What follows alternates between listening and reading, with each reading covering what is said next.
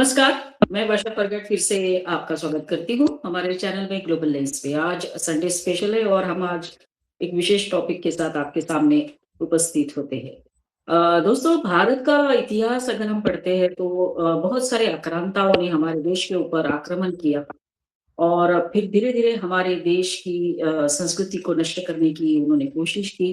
लेकिन ये आक्रांताएँ हो या मुगल्स ये सक्सेसफुल हुए क्यों? सक्सेसफुल इसीलिए भी हुए क्योंकि हमने हमारे दरवाजे जो है वो अच्छे से बंद नहीं करके रखे थे। तो इसी का फ़ायदा इन्होंने भी उठाया, ब्रिटिशों ने भी उठाया। तो कहा जाता है कि उनकी संस्कृति वो अपने साथ लेकर आए और हम आज देख रहे हैं कि किस तरह से भारत में इस्लाम भी है, क्रिश्चियंस भी है, बहुत सारे धर्म भी एक साथ है। लेकिन बात आज हमारे देश की भी नहीं, हम ग्लोबली अगर देखते हैं तो जिस तरह से यूरोप में पर्टिकुलरली जो प्रॉब्लम्स स्टार्ट हुए हैं, उसके बारे में बहुत चर्चा हो रही है। अगर दुनिया को सुरक्षित रखना है, भावी पीढ़ी को सुरक्षित रखना है, तो ऐसी 2 किताबें आई है, जिसके बारे में चर्चा करना बहुत ज़रूरी है। क्योंकि उस किताब को लेकर जब हम चर्चा करेंगे, तो उसमें कहा गया है कि सभ्यता केवल सेना के बल पर नहीं हारती, बल्कि वे तब टूट जाती है, जब वे सभ्यताएँ अपने दरवाजे भेद कर अंदर घुस चुके विचारों को पहचानने में विफल हो जाती है और हमने शायद यही गलती की है। तो आज हम बात करेंगे, चर्चा करेंगे उन किताबों के बारे में, एक लेखिका जो पिछले कई दशकों से इस्लाम पर पर्टिकुलरली बहुत गहराई से शोध कर रही है और इसके लिए हमारे बीच उपस्थित है हमारे विशेष अतिथि, वरिष्ठ पत्रकार, संपादक, लेखक, अनुवादक अल्केश भाई Patel sir. Sir thank you, आप हमारे साथ जुड़े। सर आपका बहुत स्वागत है फिर से हमारे चैनल में और सर हम जी, आपसे जानना चाहेंगे कि कैसे जी। ये 2 किताबें हैं और कैसे उन लेखिका ने उसके ऊपर संशोधन किया है कि हाँ, तो जैसे आपने शुरू में बताया भारत के विषय में और उसको लेकर यूरोप में की बातें बताई और उसके साथ नॉर्थ अमेरिका को भी जोड़ देना चाहिए अच्छा, ये क्योंकि वहाँ भी समस्या तो है और ये जो लेखिका है इसके विषय में जिसके पुस्तक 2 पुस्तक के विषय में हम बात करने वाले हैं, वो है एलेन एलिंगर। वो ओके, कनाडा में रहती है राइट, और उन्होंने जो कुछ देखा पिछले 15-20 वर्ष में, वहाँ लोग जो आए, मुस्लिम लोग आए, इस्लाम के लोग आए वहाँ पे और उनके साथ अपने आस-पास रहने लगे और जो उन्होंने देखा, उससे वो बहुत मतलब उसको चिंता होने लगी कि क्या कौन लोग हैं ये, किस तरह के लोग हैं। हुँ, तो उन्होंने कोई कन्फ्रंटेशन नहीं किया, कोई ऐसा नहीं किया जैसे बहुत सारे लोग सीधा झंडा उठा के विरोध में है निकल पड़ते हैं कि ये नहीं चलेगा, नहीं चलेगा, नहीं। लेकिन एलेन ने क्या किया कि उस उन्होंने पूरा संशोधन शुरू किया कि अच्छा, भई ये क्या है? हुँ, तो उन्हें जो मालूम पता चला, वो अभी पुस्तकों के द्वारा, अपने लेक्चर्स के द्वारा, यूट्यूब के द्वारा, अपने आर्टिकल्स के द्वारा दुनिया के सामने रख रही है। ओके, अब इसमें एक ख़ास बात ये है कि उनके जो पुस्तक है, उनका जो भी जितना भी रिसर्च है, उसमें हमने 5 या 6 एपिसोड किए थे सीताराम गोयल गोयल जी, के विषय में, उनके पुस्तकों के विषय में, उनका उल्लेख भी है इस पुस्तकों में। ओके, तो अच्छा, वो जब इस्लाम के विषय में पढ़ने लगी, जिहादी ये सोच वालों के विषय में पढ़ने लगी, संशोधन करने लगी एलेन, हुँ, तब उन्हें ये पुस्तकें भी काम आई कि भई यहाँ भी भारत में भी ये इस तरह का रिसर्च हुआ है और इतना सारा लिखा गया है कि ये कहाँ तक ये लोग वायोलेंट हो सकते हैं, किस तरह के से ये हो सकते हैं। राइट, तो उसके बाद उन्होंने धीरे-धीरे आर्टिकल्स लिखने शुरू किए, वहाँ कनाडा के मीडिया में, नॉर्थ अमेरिका के दूसरे मीडिया में आर्टिकल्स लिखने शुरू किए, अपना ब्लॉग भी शुरू किया। लिंक्डइन करके है जो सोशल मीडिया, वो ज़्यादा हुँ, लोग उसमें नहीं होते हैं, सिर्फ़ बड़े-बड़े कॉर्पोरेट्स और बड़े-बड़े राइटर्स वो सोशल मीडिया में होते हैं, लिंक्डइन राइट। करके। तो उनमें उसमें उन्होंने आर्टिकल्स लिखे और ये बहुत वर्ष से चल रहा था, सबको बता रहे थे कि ये इस तरह का इस्लाम है, इस तरह का है, आप अ, उसको देखें, उसको पूरा नकार देने की ज़रूरत नहीं, लेकिन उसके ऊपर एक नियंत्रण रखना ज़रूरी है, ये बात बार-बार बता रही थी। हुँ, लेकिन हुँ, जैसा हमारे यहाँ होता है, बहुत पहले से होता रहा, अभी भी होता है कि जो पॉलिटिशियंस होते हैं, वो ये हुँ, बात जानते नहीं और जानते हैं तो सुनने को तैयार नहीं होते हैं। क्योंकि उनका उनका जो पूरा एक होता है सोच, वो अपने अपने सत्ता हासिल करने की ही होती है या सत्ता है तो फिर उसको टिका के रखने की होती है। तो एलेन का पूरा फ़ोकस, ज़्यादा फ़ोकस, पूरा तो नहीं लेकिन ज़्यादा फ़ोकस ये है कि पॉलिटिशियंस और ख़ास करके नॉर्थ अमेरिकन कंट्रीज़ के और यूरोप के कंट्रीज़ के जो पॉलिटिशियंस है, वो ये बात सुने, समझे, देखे। तो उसके लिए उन्होंने फिर 2 पुस्तकें लिखी। एक 2025 में गत गत वर्ष और एक पुस्तक इसी वर्ष आई है। पुस्तक का नाम है जो गत वर्ष की थी, वो है a civilizational reckoning, understanding the threat, reclaiming the future.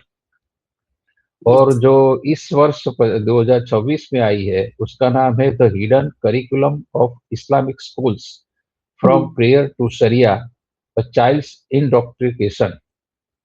ये 2 राइट, पुस्तक लिखकर एलेन अ, सबको चेता रही है। राइट। सर, आपने जब ये दोनों किताबों के बारे में पढ़ा, तो सर सबसे बड़ा, अगर उस राइटर के बारे में बात करते हैं, तो उनके ध्यान में ऐसा कौन-सी बड़ी थ्रेट सामने आती है? जी, बहुत बड़ी बात उन्होंने जो एक लिखी है, सबसे मैं उसको वैसे बता सकते हैं कि जो क्रक्स है पूरा इस्लाम का, वो उन्होंने हाँ, एक ही सेंटेंस में लिख दिया है। अगर वो ओके। इतना ही करती तो जो लोग जानते हैं इस्लाम के बारे में वो समझ जाते कि हाँ, बस वही है बात। लेकिन जो नहीं जानते उनके लिए उन्होंने बहुत सारा लिखा है, बहुत सारे केस स्टडीज़ दिए हैं।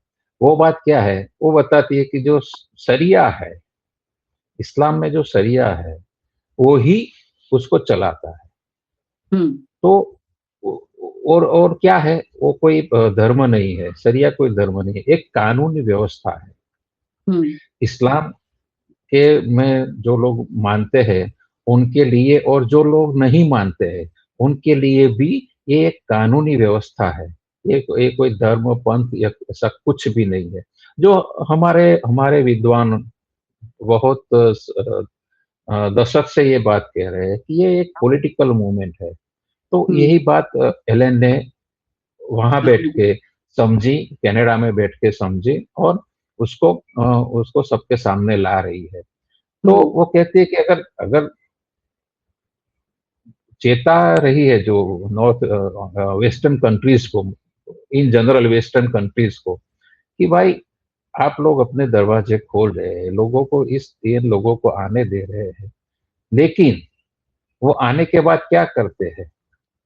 वो हुँ, अपने समूह बनाते हैं, अपने गुट बनाते हैं, अपने-अपने एरिया निश्चित करते हैं।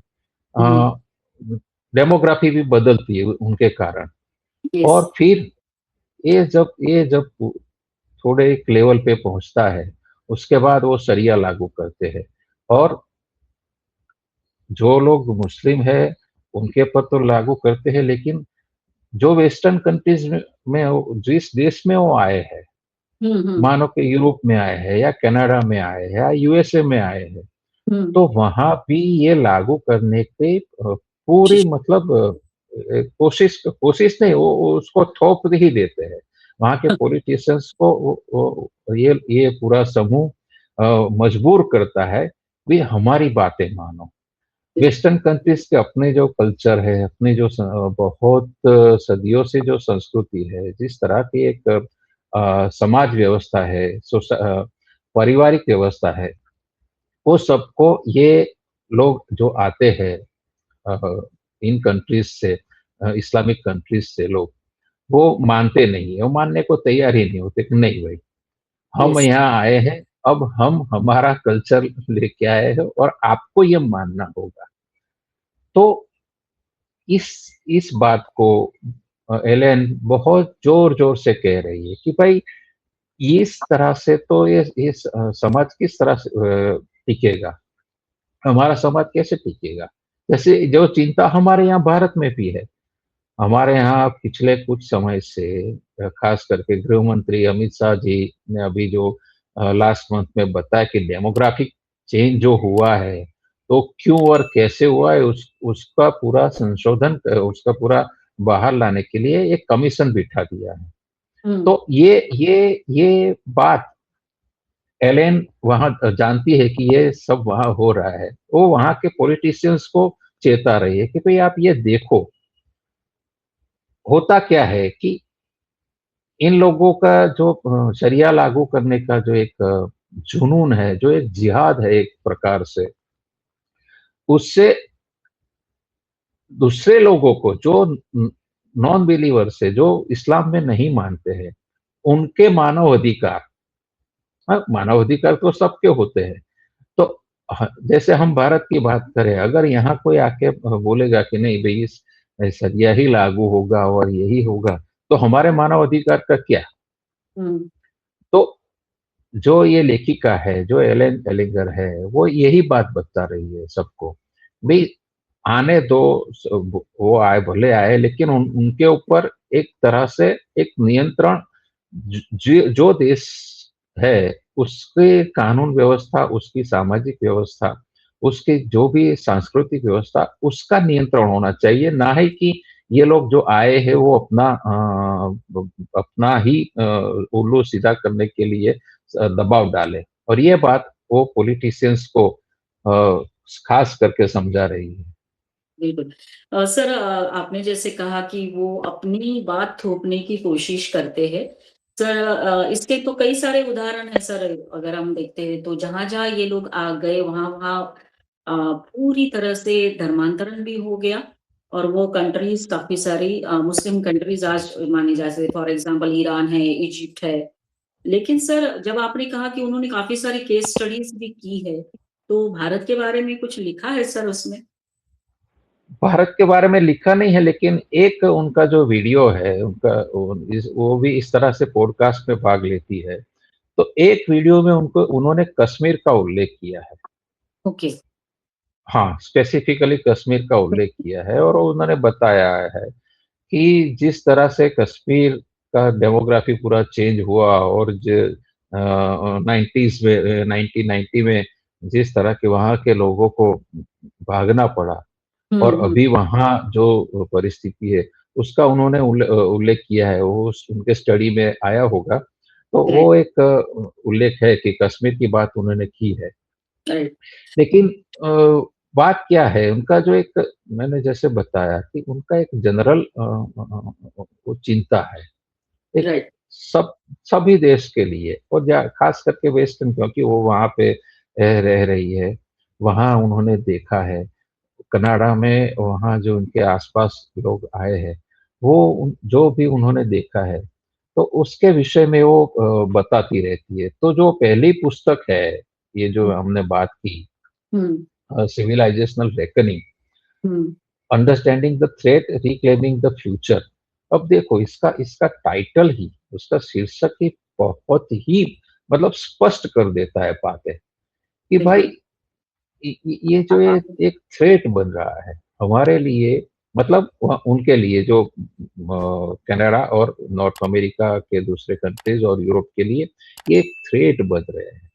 हुँ, ये बात उन्होंने बिल्कुल एक साइंटिफिकली रिसर्च के आधार पर लिखी है और देखिए वर्षा जी इसमें एक खास बात क्या है हुँ, जैसे हमने हमारे सीताराम गोयल के पुस्तक के समय में हमने एक बात कही थी कि सीताराम गोयल जी ने सभी उदाहरण, सभी जितने भी ये है बातें, वो इस्लामिक सोर्स से ही लेकर बताई है। बिल्कुल। चाहे वो कुरान हो, चाहे वो इस्लामिक इतिहासकार हो, जो भी हो, उसी सोर्स में से लेकर लिखा है और इसलिए आज तक कोई उसको चैलेंज नहीं कर पाया। यही काम एलेन कर रही है कनाडा में और ये 2 पुस्तक में कि उन्होंने पूरे पूरे इस्लामिक सोर्सेस को ही लिया है कि देखो, ये इसमें ये कहते हैं कुरान का ये आयत है आयत है तो इसमें ये कहा गया है, तो शरीयत की बात है तो इस तरह पे उसको ये कहा गया है। तो फिर ये समझो कि भाई अगर ये हमारे यहाँ आते हैं, तो हमारा जीना मुश्किल कर रहे हैं। इस तरह से वो एक कन्क्लूज़न ले आती है। उनकी जो राइट। दूसरी पुस्तक है, वो बहुत ही मतलब सबको मुझे मुझे लगता है और भारत में भी उपलब्ध है। मैंने कल चेक किया, यहाँ आसानी से उपलब्ध है अमेज़न पे। ये है वो जो पुस्तक है शीर्षक मैंने पहले बताया, दूसरी बार एक बार बता देता हूँ। The hidden curriculum of Islamic schools from prayer to sharia a child's hmm, indoctrination. Hmm. शीर्षक ही बता देता है कि भई इस्लामिक स्कूल्स तो हम जानते हैं कौन है इस्लामिक स्कूल्स। कहे ये कौन-सी होती है, वो राइट, उसको अभी किसी कोई अनजान नहीं हो सकता, हैं? तो वहाँ जो उनके लिए जो एक करिकुलम बनाया है इन लोगों ने, ये बहुत ही डेंजर है ऐसा ये राइट, वो पूरे करिकुलम का अभ्यास करके एलन ने बताया है कि ओके, जो बच्चा मुस्लिम बच्चा जो फर्स्ट ग्रेड में दाखिल होता है, फर्स्ट स्टैंडर्ड में दाखिल होता है और 12वें दौरान तक पढ़ता रहता है, तो जो उसमें जो पूरा करिकुलम है, किस तरह से उसको बाँध लिया जाता है, एक ही सोच के दायरे में उसको बाँध लिया जाता है, शरिया के जो नियम है वही पढ़ाया जाता है। तो वो अगर 1 से 12 दौरान तक सिर्फ़ इसी तरह का पढ़ेगा और बाद में अगर कॉलेज भी जाता है, बाद में अगर मान लो जैसे हम जानते हैं कि दिल्ली में कुछ महीने पहले जो ब्लास्ट हुए थे लाल किले के पास, तो यस, सभी के सभी डॉक्टर थे। हाँ, राइट, मेडिकल प्रैक्टिशनर्स डॉक्टर थे। तो ये बात एलेन ये इस करिकुलम को आधार बना के उसका रिसर्च करके बताती है कि भई इतने साल तक, इतने वर्ष तक बच्चा सिर्फ़ यही पढ़ेगा, तो अगर बाद में वो बहुत बड़ा शायद प्रोफ़ेसर भी बन जाए या डॉक्टर भी बन जाए, इंजीनियर भी बन जाए, लेकिन उसके मन में जो बेसिक डाला गया है इतने वर्ष तक, वही रहेगा। तो वो जहाँ भी होगा, जो भी काम करेगा, वो उसमें अपनी वो जो शरिया की सोच है, जिहाद की जो सोच है, वो साइमल्टेनियस चलती रहेगी। ये बात बहुत सटीक तरीके से उन्होंने इस पुस्तक में बताई है। बिल्कुल सर। सर मतलब ये हुआ कि जो लेखिका है वो एक तरह से वहाँ के जो गवर्नमेंट है या फिर लीडर्स है या पॉलिटिशियंस है, उनको एक आईना दिखाने की कोशिश कर रहे हैं कि देखिए आप जिस तरह से एक तुष्टीकरण बोल सकते हैं, हमारे भारत में जैसा तुष्टीकरण होता है, बिल्कुल, वो सही बिल्कुल, वहाँ पर भी हो रहा है, तुष्टिकरण, जिसका नतीजा हम बिल्कुल। देख रहे हैं यूके में हाँ, क्या हाँ। हो रहा है या फिर फ्रांस हाँ, में क्या हो रहा हाँ। है। तो सर ये जो उन्होंने सब कुछ लिखा हुआ है इसके बारे में, तो आखिर में सर अगर मतलब ये बताना चाहेंगे कि हम आपसे पूछना चाहेंगे कि मेन जो अ, फ़ोकस है उनका, राइटर का, वो ये सबको बताने की कोशिश है कि कैसे धीरे-धीरे हो या फिर एक कॉन्स्पिरेसी के तहत हो ये अपना एजेंडा चला रहे। हाँ, वो जैसे बताया कि जो पॉलिसी मेकर्स है, हुँ, सभी देश के, हुँ, उनको चेता रही है कि भाई आप ये देखो और इसके साथ में एक एक बात बीच में बता दूँ, भूल जाऊँ उससे पहले एक बहुत इम्पोर्टेंट बात है हुँ, कि वो बहुत ही रूटीनली अ, यूट्यूब में भी आती है, पॉडकास्ट भी करती है, ये सभी बातों के लिए। तो अगर कोई पुस्तक पढ़ना नहीं चाहता, पुस्तक को नहीं अपने ले पाता है, हमारे दर्शक जो है, तो उनके ये वीडियोज़ भी देख सकते हैं। और उसमें देखिए मैं इसके लिए गर्व ले सकता हूँ इस बात का कि मैंने जब ये आर्टिकल लिखा उनके बारे में 2-3 दिन पहले, हाँ। तो तुरंत ही उनके पास पहुंचा कि हमारे किसी कलीग ने उनको पहुंचाया, क्योंकि वो उनसे कनेक्टेड है सोशल मीडिया पे। तो देखिए कितनी बड़ी बात हुई। वर्षा जी, मेरे लिए गौरव की बात है कि उन्होंने जितने भी अपने अब तक के 15 इस पुस्तक के विषय में, और पुस्तक के विषय में ही, बाकी वीडियो की बात पता नहीं है मुझे, अभी शायद करती होगी, लेकिन इस पुस्तक के विषय में उन्होंने 15 वीडियो बनाए हैं। और 15 का 15 वीडियो में उन्होंने हिंदी टाइटल्स ऐड कर दिए। ओह! ये कल की बात है। अच्छा, अच्छा। और ओके। मुझे मुझे उन्होंने मैसेज किया कि मैंने ये कर दिया है, मेरे सभी वीडियो में जो लैंग्वेजेस का जो सबटाइटल्स होते हैं उसमें हिंदी का भी एडिशन कर दिया है। तो अगर इंग्लिश कोई ये सुन के समझ नहीं पाता है, तो वो हिंदी सबटाइटल्स देख के मेरी बात समझ पाएँगे, ऐसा मुझे उन्होंने मुझे बताया, और सब वीडियो की लिंक भी मुझे भेजी है। तो बहुत बढ़िया। ये एक बहुत बड़ी बात हुई कि हाँ, देखिए बिल्कुल। उनकी जो चिंता है, वो इस तरह से भी लोगों को पहुँचाने के लिए वो उत्सुक है। राइट।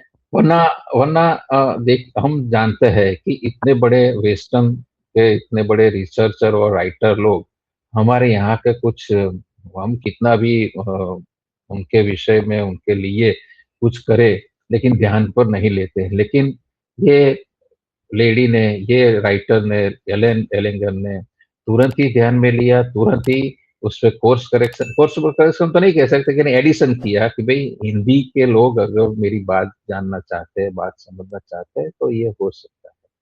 तो कुल मिला के आपका जो प्रश्न है, ये भी सेंट्रल थीम, तो जैसे मैंने एक बार बताया कि अगर यहाँ डेमोग्राफी चेंज हो रही है। भारत में जैसे हम एक उदाहरण के रूप में ले लें, ये पुस्तक के संदर्भ में, हुँ। या यूरोप में डेमोग्राफी चेंज हो रही है। फ्रांस में हम देखते हैं, फ्रांस में अभी तो जैसे 80s और 90s में गुजरात में जो दंगे होते थे, आप वैसा ही हो रहा है। जानते हैं। हाँ, उसी तरह का दंगे हर हर महीने फ्रांस में होने लगे। अभी 2 दिन पहले भी बहुत सारे दंगे हुए, और नेचुरली यही लोग हुए, दूसरे कोई नहीं हो सकते, क्योंकि फ्रांस तो बहुत पुरानी सभ्यता है। वहाँ के राइट। लोग इस तरह से नहीं हिंसा करते हैं। लेकिन ये लोग ने शुरू कर दिया है, पिछले कई वर्षों से हम जानते हैं कि हर महीने वहाँ दंगे होते हैं, पेरिस में एफिल टावर के आस-पास और दूसरे जगह पे भी। तो यही बात लेकर वो बताती है कि हुँ। भाई आपने सबको आने दिया, लेकिन इतना इतना उदारीकरण कर दिया है कि उनकी सभी अ, शर्तें आप स्वीकार रहे हैं, तो ये गलत है। राइट। किसी को आने से रोकना तो उन्होंने उन्होंने कभी नहीं बोला।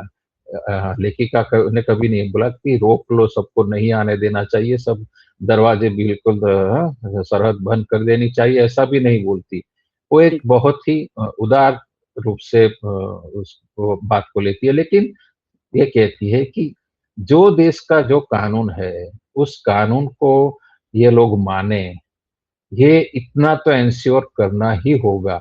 सभी सरकारों को, यूएस की सरकार को, कनाडा की सरकार को, यूरोपियन गवर्नमेंट्स को, और अ, उस बात को हम यहाँ लेके आए। तो भारत में हम फॉर्च्यूनेट है कि पिछले कुछ समय से इस दिशा में काम हो रहा है।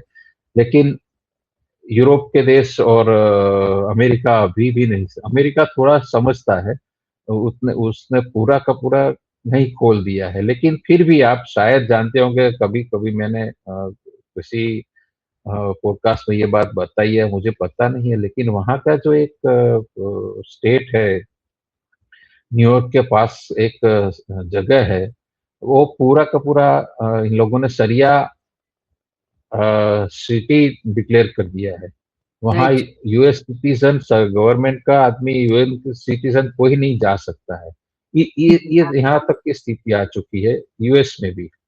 तो ये सब को लेकर ये चेतावनी दे रही है कि भाई समझो और उनको इतना इंश्योर करे सभी गवर्नमेंट कि भाई अब जो देश है उसके ही कानून चलेंगे, शरिया का कानून नहीं चलेगा। आप अगर यहाँ आके रहना चाहते हैं, तो हमारे जो कानून है, हमारी जो व्यवस्था है, हमारी सामाजिक, आर्थिक जो भी व्यवस्था है, उस तरह से रही है।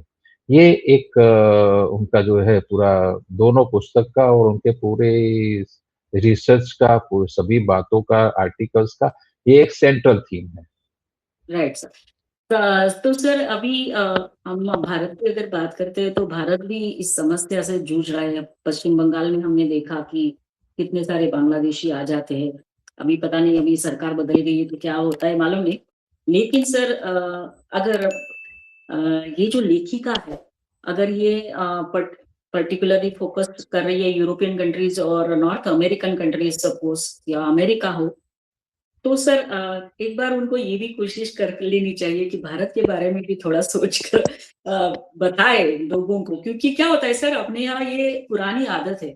अपने यहाँ जितने भी बुक्स लिखे गए होंगे वो चाहे तथ्यों के ऊपर भी होंगे, तो भी ना एक प्रोपोगंडा बोल देते हैं उसको, है ना? हाँ, लेकिन बाहर का सही कोई बात, बोलता है ना सर, तो या फिर लिखता है तो उसकी बात सब लोग मान लेते हैं। तो अगर मानते आपको हैं, कभी सही मौका बात। मिले उनके साथ बात करने का, तो हमारी ओर से भी रिक्वेस्ट कर दीजिएगा कि भारत के बारे में भी थोड़ा रिसर्च करें कि कैसे यहाँ पर प्रॉब्लम्स है। जी, सही बात है आपकी। हाँ, सही बात है। कहना सर चाहिए। बिल्कुल। सर दूसरी बात, जो मैं आखिरी बात आपको पूछना चाहती हूँ कि जब आपने ये दोनों किताबों के बारे में रिव्यू लिखा और रिव्यू जो भी पढ़ा, तो तो सर क्या आपको ऐसा लगता है कि आने वाले दिनों में, फ्यूचर में ये समझ पाएँगे यूरोपियन कंट्रीज़ या वेस्टर्न कंट्रीज़? हम तो अब सर थोड़ा बहुत समझने लगे हैं, अ, लेकिन अभी भी वो नहीं समझ रहे। नहीं देखिए, वो क्या है यहाँ पे ये बहुत बढ़िया प्रश्न किया है, बहुत ही अच्छा प्रश्न किया है। और मैं इसके विषय में बोलना चाहूँगा भारत के लिए भी और दुनिया के देशों में। होता क्या है कि हुँ, 2 प्रकार के लोग होते हैं हुँ, सभी देश में, सभी समाज में। एक पॉलिटिशियंस होते हैं और एक व्यापारी होते हैं, बिज़नेस वाले। ये राइट। दोनों को अपने अपने स्वार्थ से ज़्यादा कुछ आगे नहीं सोचते हैं। हुँ, व्यापारी मुझे माफ़ करे लेकिन ये बात सही है। हुँ, पॉलिटिशियंस तो है ही ऐसे कि वो अपने अपनी राजनीति के लिए सब कुछ करते हैं। लेकिन व्यापारी भी कई बार जानते हुए भी यह गलत है, ये गलत कर रहे हैं ये जैसे जैसे मैं आपको एक छोटा-सा उदाहरण दे दूँ हुँ, हलाल सर्टिफ़िकेट का, हाँ? येस, तो अब राइट। हलाल सर्टिफ़िकेट क्या है? कुछ इसका गवर्नमेंट से लेना-देना नहीं है, लेकिन हमारे सभी बड़े बिज़नेस हाउसेस ने सब प्रकार के बिज़नेस हाउसेस ने हलाल सर्टिफ़िकेट लेकर रखा हुआ है, ज़्यादातर लोगों ने। तो ये एक नेचुरली एक जिहादी लोगों के लिए पैसा जाता है, ये जानते हुए भी बहुत सारे लोगों ने इसके ऊपर चिंता जताई है। पूरा उसका हिसाब दिया है कि भई ये हलाल सर्टिफ़िकेशन का पैसा इस तरह से, इस रास्ते से ये जिहादियों के पास ही जाता है और हमारे ऊपर ये उसके शस्त्रों का उपयोग हमारे ऊपर होता है। फिर भी हम देखेंगे कि बहुत सारे व्यापारी उसमें तो पॉलिटिशियंस और व्यापारी के कारण जो हम जैसे जो जनरल लोग हैं, वो उनको सहन करना पड़ता है। जैसे हम बंगाल में हमने बहुत वर्षों तक देखा, अभी केरल में देख रहे हैं।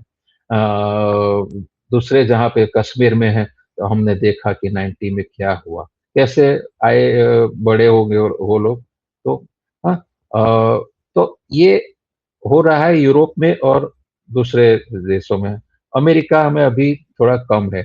चाइना इस बात को बहुत पहले समझ चुका था इसलिए वहाँ किसी को भी चाइना और जापान दोनों, दोनों कंट्रीज़, वहाँ किसी को भी हाँ, किसी को भी इस तरह से इन लोगों को ख़ास करके अपनी बड़ी-बड़ी मस्जिदें बनाने नहीं देते हैं और ओपन में उनके जो ड्रेस और जो होते हैं, वो अलाउ नहीं करते तो नहीं करते। कुछ भी हो जाए, दुनिया जो भी कहे, कुछ भी हो जाए लेकिन वो नहीं करते।